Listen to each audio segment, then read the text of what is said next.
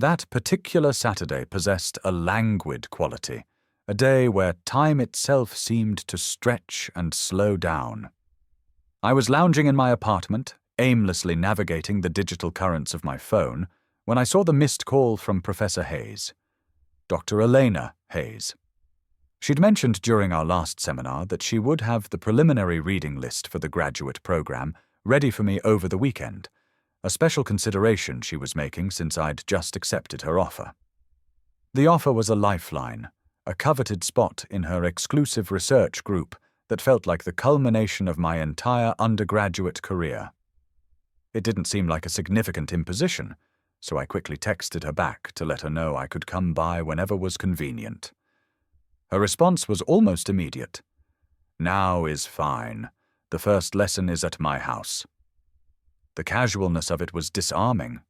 Dr. Hayes didn't live on the other side of Philadelphia, just a manageable drive into a quieter, leafier neighborhood.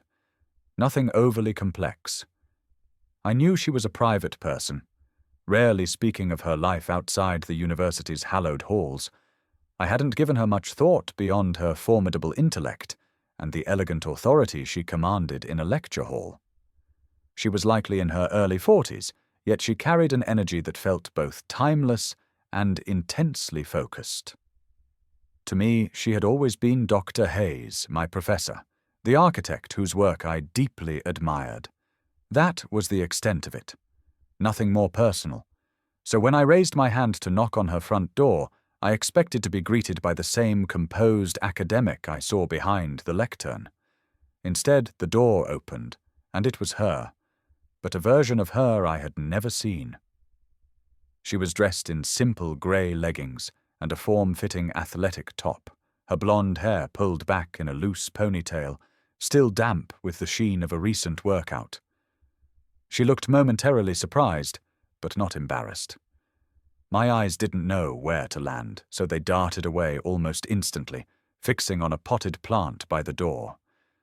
The air suddenly felt charged, thick with an unspoken shift in our dynamic.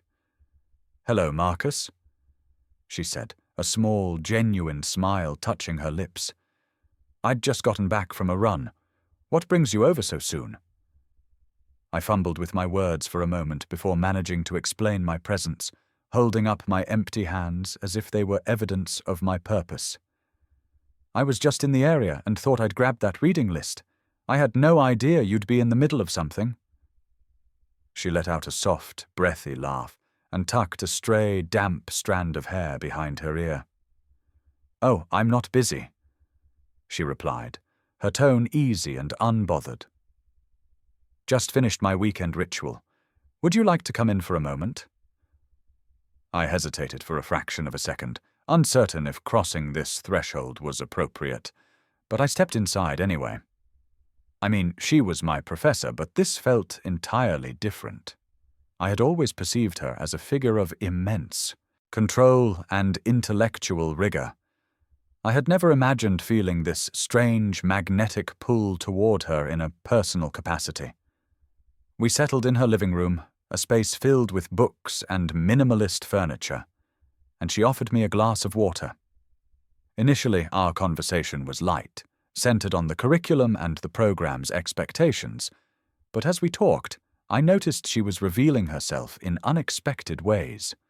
She spoke about her life in academia, the subtle pressures, and how, despite being surrounded by brilliant minds, she often felt a profound sense of isolation.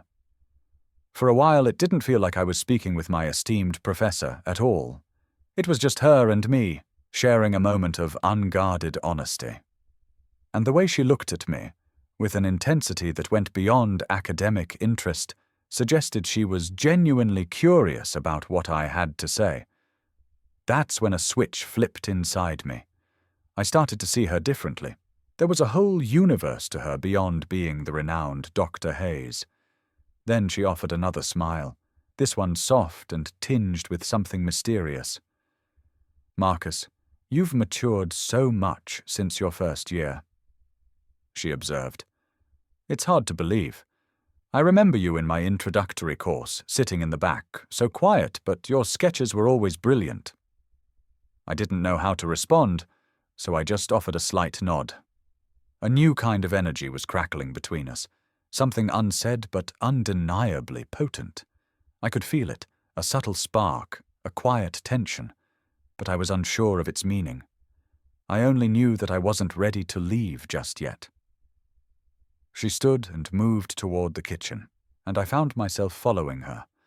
As she passed, I caught the faint, clean scent of her perfume mixed with the freshness of her recent run.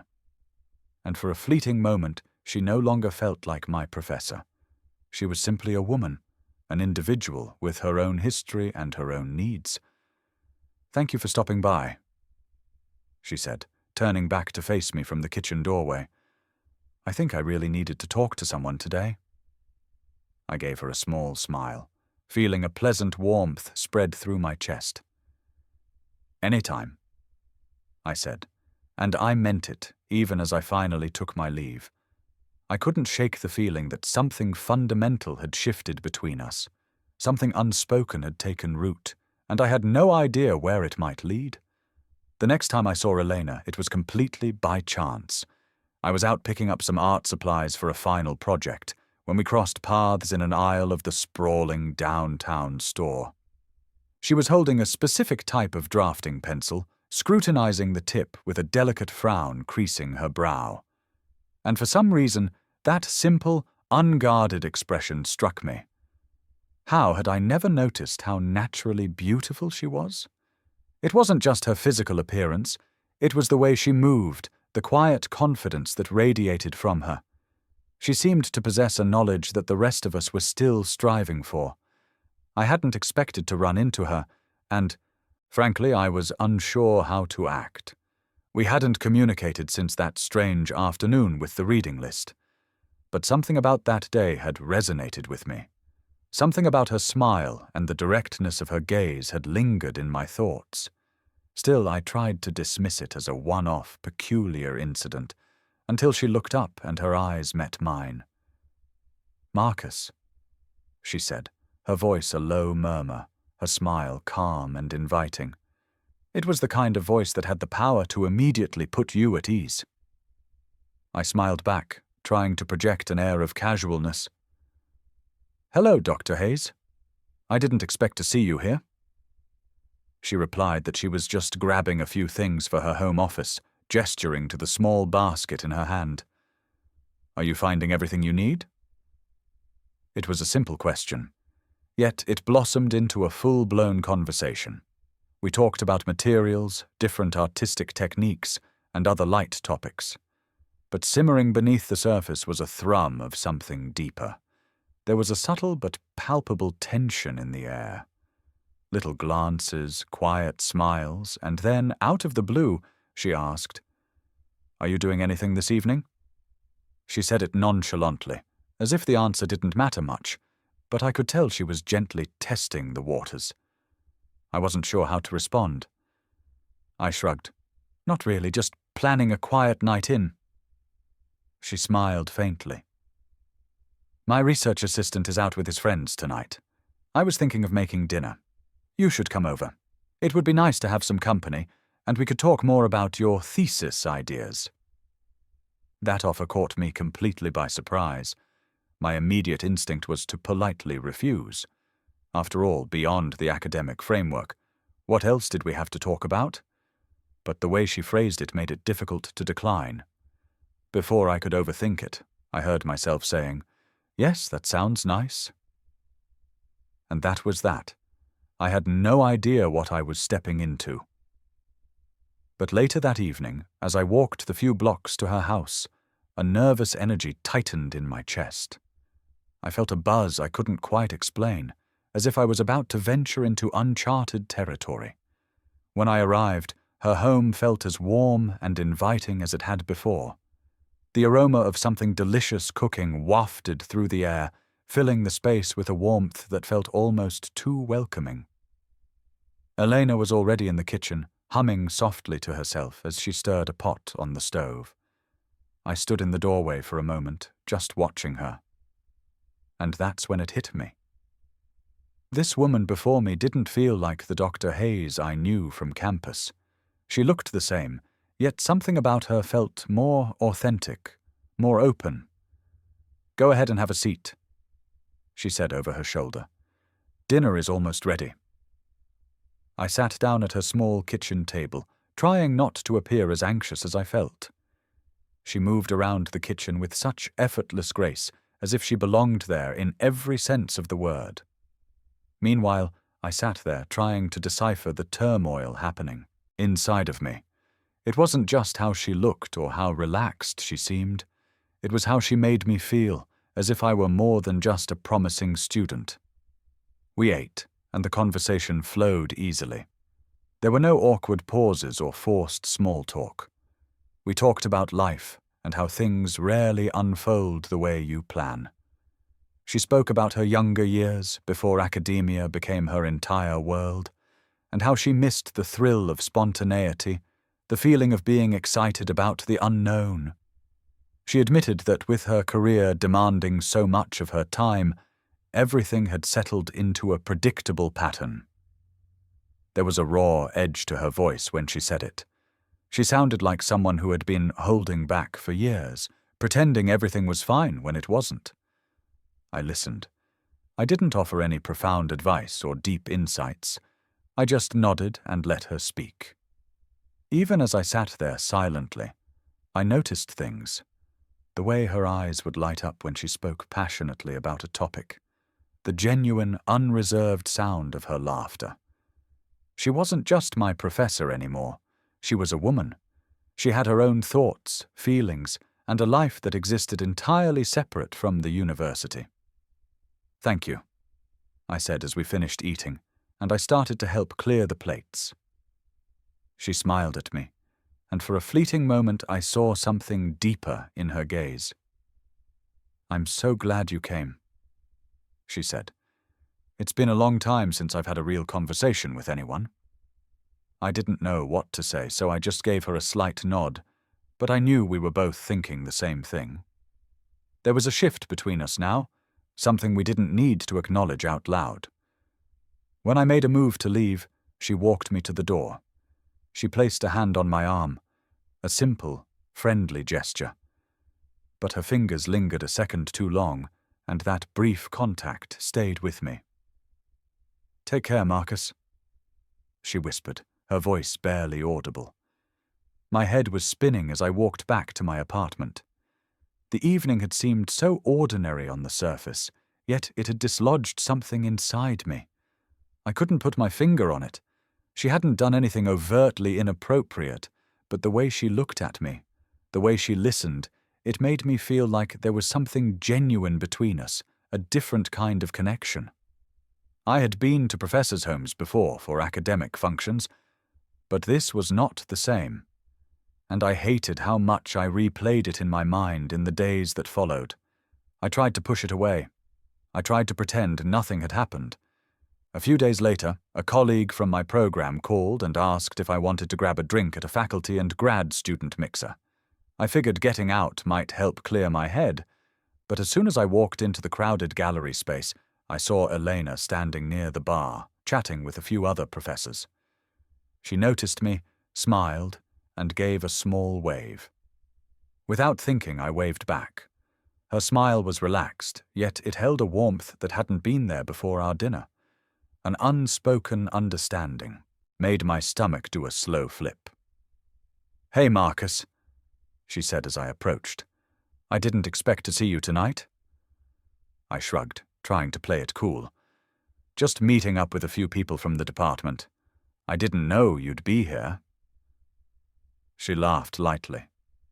"Yes, I'm trying to catch up with some old colleagues. I haven't had a night out in a while." Her gaze held mine for a second longer than was professionally necessary, and just like that, the tension was back. That subtle undercurrent humming between us, always present, just beneath the surface. I should have walked away, should have said good evening and found my friends, but I didn't. Instead, I stood there next to her. We talked, we laughed, and we pretended there was nothing unusual about our interaction.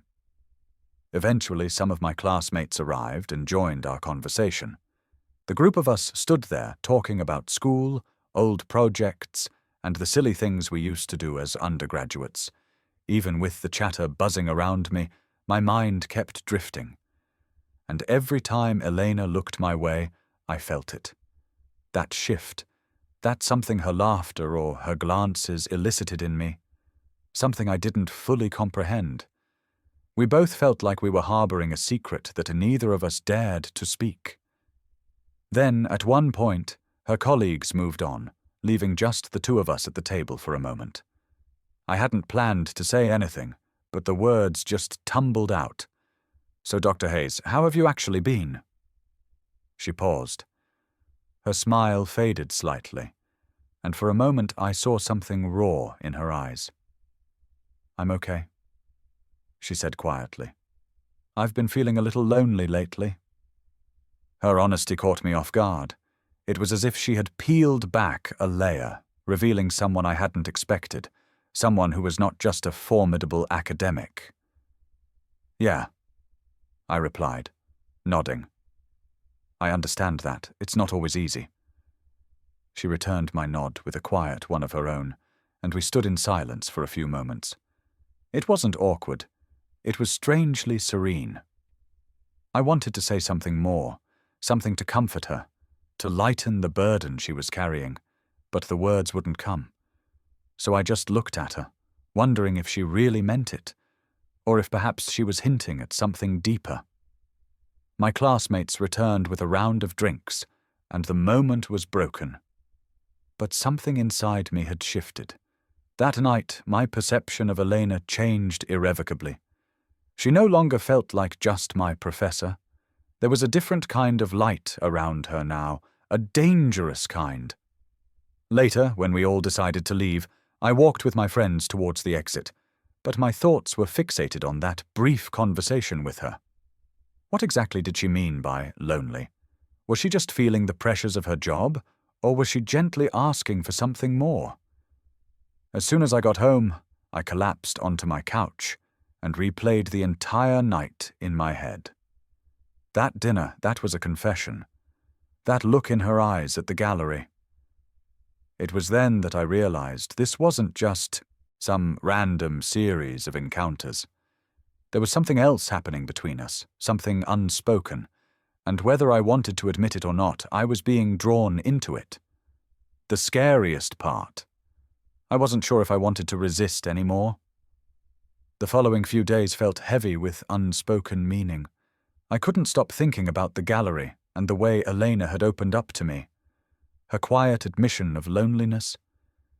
Her gaze had lingered on mine as if she were searching for something. There was a weight in the air between us that I couldn't seem to shake, no matter how hard I tried. I kept telling myself it meant nothing, that it was just a fleeting moment of connection. But I knew better. My work in the architecture program had always been my primary focus. It was my passion, my future. But lately, even when I was hunched over a drafting table, I noticed my thoughts slipping away. Back to her. Back to Elena. I hated that about myself. I hated the intrusive thoughts that refused to dissipate. Her smile, the way she carried herself. She felt different to me now. That Saturday, I resolved to clear my head. I went to the university gym, hoping to sweat out the confusion. Maybe if I pushed my body, I could quiet my mind. When I arrived at the weight room, I saw a few other students from my program. "It's about time you showed up. You're late for our workout," one of them joked, tossing me a towel. I forced a smile and said I had to deal with something. We worked out hard for the next hour, joking, talking about our projects, and trying to outdo one another, but my mind wasn't in it. I was somewhere else entirely, somewhere warm, soft, and profoundly perplexing. After a while, we took a break, sitting on a bench by the windows. My friend asked unexpectedly, "Do you think Dr. Hayes is doing okay?" He wiped sweat from his brow and looked over at me. The question threw me. "What do you mean?" I asked, trying to sound nonchalant. "She's just been distant recently," he said, staring at the floor. "Not her usual self." I don't know if she's stressed or what, but something feels off. I think she's going through something." That hit me harder than I anticipated. I'd always seen Elena as a pillar of control and steady presence, never rattled or uncertain. But maybe I was wrong. "I don't know," I said, keeping my voice even. "Have you talked to her about it?" He shook his head. "Not really. Every time I try, she just brushes it off. I don't want to push, but I can tell she's not okay." I wasn't sure what to say. A part of me wanted to come clean, to tell him what I had felt and seen, the transformation in both her and me. But I couldn't. Not yet. Maybe not ever. "Maybe she just needs some space," I offered, trying to sound casual. "Yeah," he mumbled. "Maybe." But I could hear the doubt in his voice. He wasn't buying it. We finished our workout and I headed back to my apartment.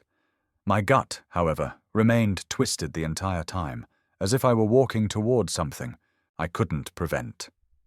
Later that afternoon, I had a scheduled meeting with her in her office to go over my preliminary thesis proposal. When I entered the familiar room, there she was. Elena was seated at her desk, flipping through a journal. When I came in, she looked up, smiling as if everything were perfectly normal.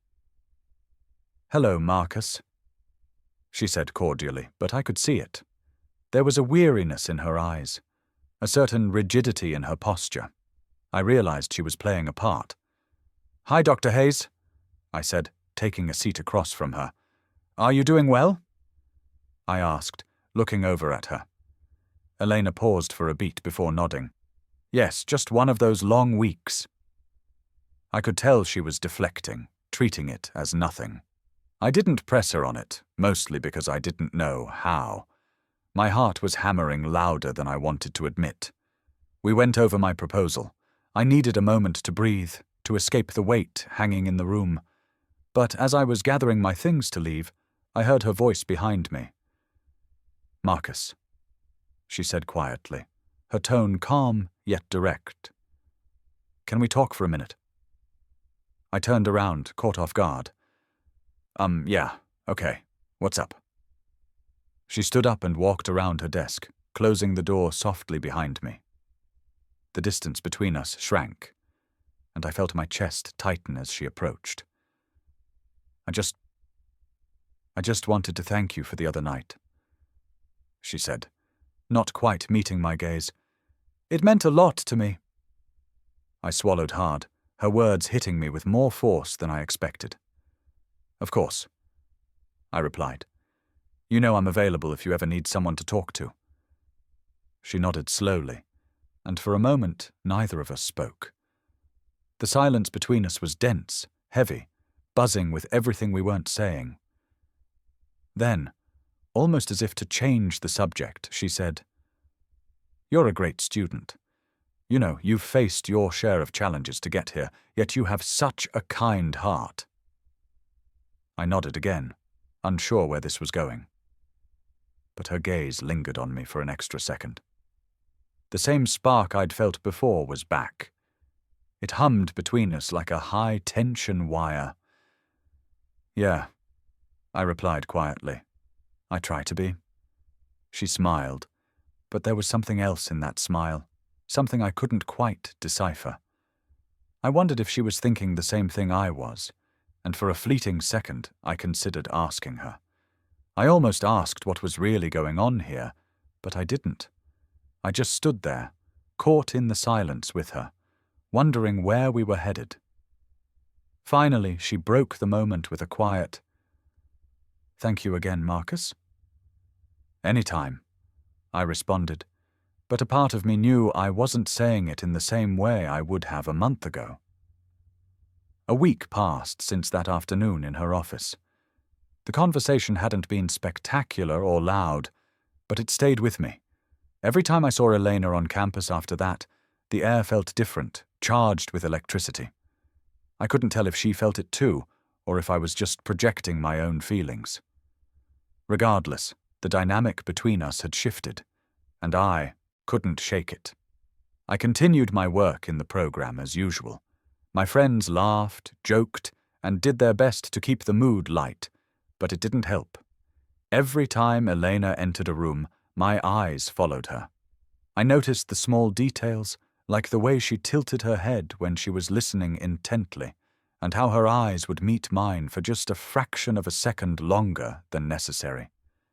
It was subtle and almost imperceptible, but I saw it.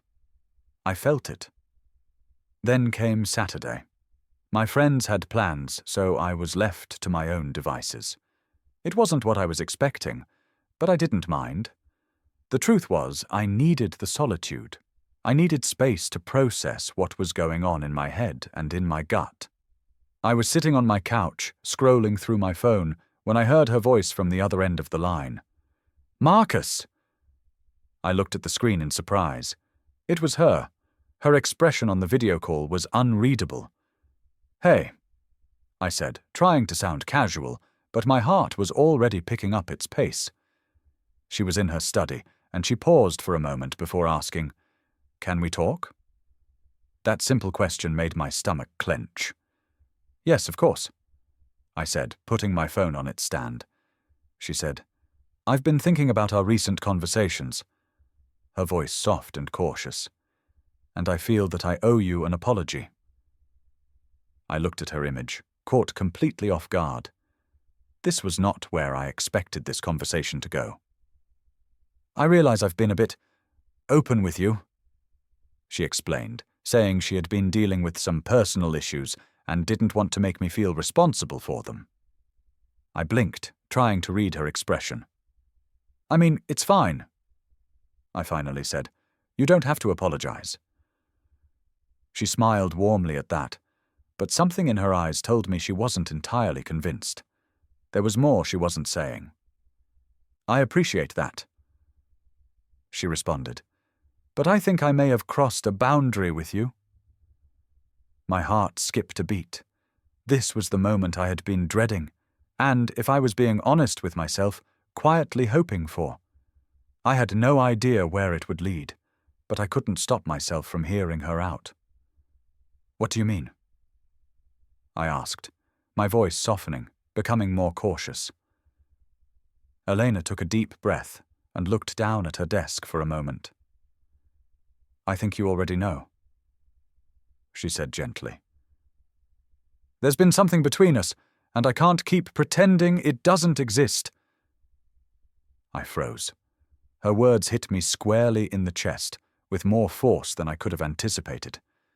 Of course I had felt it, but hearing her articulate it made it seem more real, more tangible, and infinitely more confusing. "I'm not trying to make things awkward, Marcus," she said, her voice just above a whisper. "I'm just not sure how to handle this, but I can't keep pretending nothing is happening." I stared at her, my mind racing in a dozen different directions. Everything inside of me was screaming that this was wrong, that I shouldn't be in this situation. And yet, there I was. "I don't want it to be weird either," I said, trying to stay calm and prevent the whole situation from unraveling. "But I honestly don't know what you want me to say." She met my gaze then, direct and steady. We both remained silent for a long moment. The stillness was dense, laden with everything we couldn't say out loud. She then said, "This isn't just a professional rapport, Marcus. I'm not sure what this is, but I can't ignore it anymore, and I don't want to." A tidal wave of emotions washed over me all at once. Guilt, curiosity, desire, fear. I was acutely aware of the risks. I knew what would happen if anyone found out about this, but I also knew we had a powerful connection, and part of me didn't want it to stop. "Are you certain?" I asked, my voice wavering. "I mean, with everything, whatever this is." She nodded, her expression firm. "I am sure." And with that, the line we had been so carefully dancing around vanished. We didn't say anything else. There was nothing left to say. But the air had changed. We both felt the shift, the immense weight of what we had just acknowledged. Everything changed after that. It's been 1 year since that conversation. We both chose to keep a secret for a year of balancing the demands of my graduate program with the quiet, stolen time we carved out for ourselves. In some ways, it feels like we've lived an entire lifetime in those precious hidden moments. We didn't talk much about the us of it all. What had begun that day she answered her door in workout clothes had not faded. It had simply become an integrated part of our existence. It felt strangely natural, but it was also fragile, something we held very close to our chests. We agreed on one thing from the very beginning. Our happiness mattered. And that happiness was built on a foundation of trust, a kind of trust that allowed us to be completely vulnerable with each other while keeping it hidden from the outside world.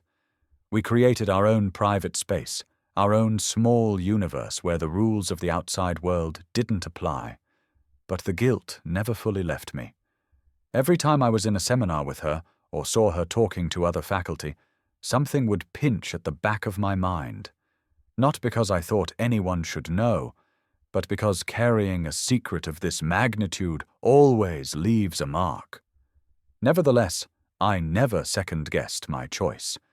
We had both made it. And no matter how complicated or difficult things became, it always felt right. Elena and I saw each other whenever we could, but not too often. We never pushed the boundaries of discretion. We kept everything quiet, understated and out of sight. The hardest part was the pretense. Other students would be around and we'd have to maintain our professional dynamic, smiling as if nothing was happening between us. We kept our hands to ourselves, acting as if we were nothing more than professor and student. But those small moments, the quick, meaningful glance across a crowded room, the discreet smile that was just for me, the fleeting brush of our hands as she passed me a book. They became our language. Those were the things that kept us connected. When we were alone in her house, we would sometimes talk about what might happen if the truth ever came out. We never had a concrete plan, just hazy what-ifs and half-formed ideas. But we didn't dwell on it for long. We stayed in the present, in the quiet, in between spaces where we didn't have to justify ourselves to anyone, where we could simply be. It was a quiet Saturday evening, almost a year to the day after our relationship truly began. I was back at Elena's house, sitting on the couch in her living room, the same place where it had all started. The house was peaceful. We had the place to ourselves again.